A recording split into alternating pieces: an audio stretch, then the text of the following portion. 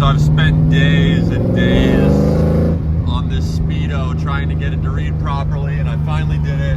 Dakota 100bt. I'll put all the settings in the video. All right, so what we have here is a Dakota Digital Sgi-100bt. BT stands for Bluetooth. So all the calibration is done Bluetooth on this thing. You just download an app on your phone and you can set calibrations. But the most important thing is setting up the wiring correctly. So the way that this is wired is 100% not in the instructions. So when I first originally tried to wire this in, I was like, oh yeah, let me just read the instructions, try to pay attention to that, and we'll get this thing wired in easy. Well, that was not the case. So this is the wiring specialties, engine harness, and right here, it says speed calibration. So that is gonna be our speed sensor tap. The green and white wire is gonna be coming off pin 50 off the LS1 ECU, and the white wire is going to be going up and to the dash harness to communicate with the factory 240SX cluster.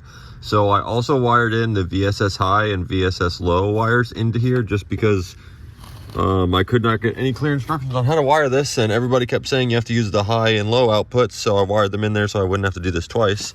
The other one is just our power and ground. Well, on to the wiring schematics. So like I said, none of this is wired like it says in the instructions, but it works flawlessly. It works perfect. I've tried every other way. I've looked on all the forums, none of the forums are right, but this way I got it working right.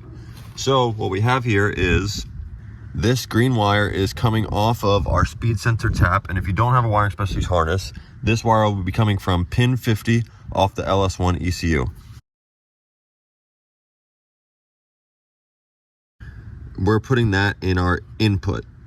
The next wire, you can see the speed negative, and the speed negative I literally just have looped across to a ground.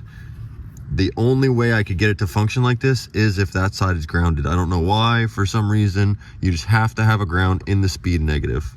I also tried wiring these up, the speed positive to the speed negative, and I tried doing positive to negative, didn't work. I tried doing input to negative, and it halfway worked, but the speed would like go up to like 30 miles an hour, and it would just stay at 30, it wouldn't change. Or I could calibrate and it'd go like 60, calibrate it go like 90, but it wouldn't change when the car was going any faster. So we've got our last one, our output, and that goes directly to the white wire, which goes straight to our gauge cluster. So like I said, if you don't have a wiring specialties harness, you'll take pin 50 off the GM ECU and go straight to your input.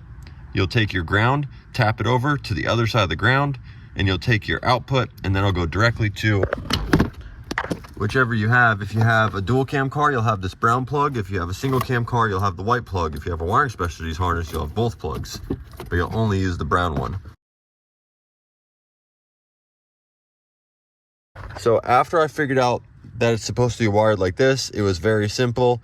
I wired it, I set some outputs, tried messing around with outputs, and it started working right away. So now I'll put an output section on the screen of how this is supposed to be wired. And I took a screenshot of what I have my output set at, so I will put that on the screen now so that you can calibrate yours. And for information on the setup, it's an LS1 running a 99 through 2002 LS1 ECU.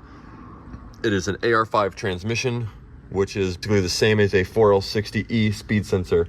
I don't see why this wouldn't work with a T56 Magnum as well, or any transmission behind the LS1 ECU, because after it comes out of pin 50, the signal is going to be the same coming out of that wire, regardless of what transmission you have, because the ECU has already translated it. So this should work for any LS1 going into a Nissan. The nice thing about this Sgi-100bt is I've got it all hidden back with the ECU, and we don't have to touch it anymore because everything's Bluetooth now that I have it wired correctly.